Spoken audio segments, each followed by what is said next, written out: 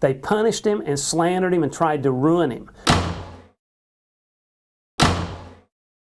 Crimes Against Liberty, 500 pages, fact-filled. Oh, 400 footnotes. You're going to turn everybody off. They'll never read it. Okay. No, including the footnotes. 391. Yeah. Well, yeah. Including the footnotes. So it's fact-filled. Yes. You should definitely read it, even though it's long. It's good. Thank you. What was footnotes the most are alarming? boring. The footnotes are boring. What was the most alarming revelation? What you found during your research? I'll tell you, it's hard to quantify or to prioritize, but one thing that a friend of mine alerted me to when he read it, and I get so steeped in the facts of it and in the research and in the rereading of it, was the case of Gerald Walpin. It's part of Obama's MO, though. Gerald Walpin, Obama promised during the campaign that he would bolster the power of whistleblowers and watchdogs, government watchdogs. Who could disagree with that? Legitimate watchdogs, as opposed to the Ralph Nader types, legitimate government watchdogs who are going to monitor government exploitations and abuse of power and corruption.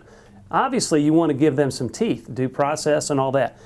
And so access to the courts, and he promised to do it. And when he was elected, he passed legislation or signed some order where he limited their powers.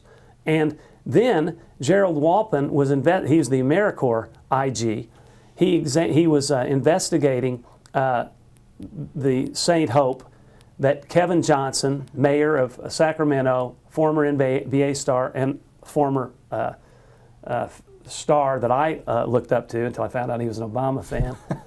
Just kidding, just kidding. And so he's running this St. Hope, and he's apparently using it kind of as part of it as his personal stash.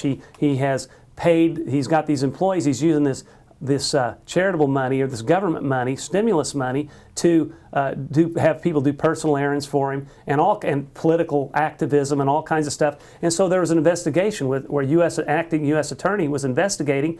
And by the way, to show you how legitimate this was, he had to pay back. St. Hope had to pay back over $400,000, over half of the amount, or almost half of the $850,000 that was in question. So it was clearly a case that had merit. And when Gerald Walpin made his report and argued with the board about not doing anything about this, they got mad because he was criticizing them. And so Obama fired him, gave him 1 day, you either resign or you're fired. The law explicitly requires a 30 days written notice and specific reasons for the firing. He didn't give reasons. He gave vague reasons, and when he asked, they didn't have any reasons, and they made the case. Byron York has done an amazing job in reporting this, and I footnote the heck out of him on this in that chapter. And he reports how they fired him and they didn't give the reasons and they violated the law. And then after Walpin objected and the congressional investigators came in, they stonewalled. They wouldn't respond to the Washington Times, I think, FOIA request. And they then slandered Gerald Walpin by saying he was disoriented and confused and he didn't know what he was doing at the meeting. And he said, that's not true. They sent me out of the meeting. They got mad and they asked me to leave for a few minutes. When I came back, my papers were disheveled. They wouldn't give me time to put them back in order. And I was we were kind of at odds back then after that. And the tenor of the meeting didn't go well after that, but I wasn't disoriented and I wasn't confused.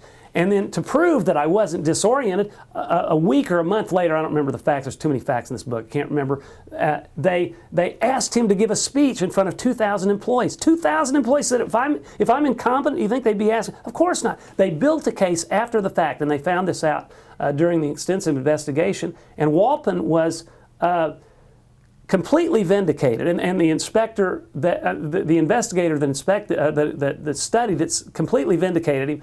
He filed a lawsuit, and it got wooled around in court, and they delayed, and I think it was a Clinton-appointed judge, and they finally dismissed the case, and he didn't win the case. Well, that means nothing to me. He had a meritorious case. This was clearly an abuse of power. This was from Obama, top down. They not only didn't reward Gerald Walpin for monitoring government waste of Obama's cronies, they punished him and slandered him and tried to ruin him.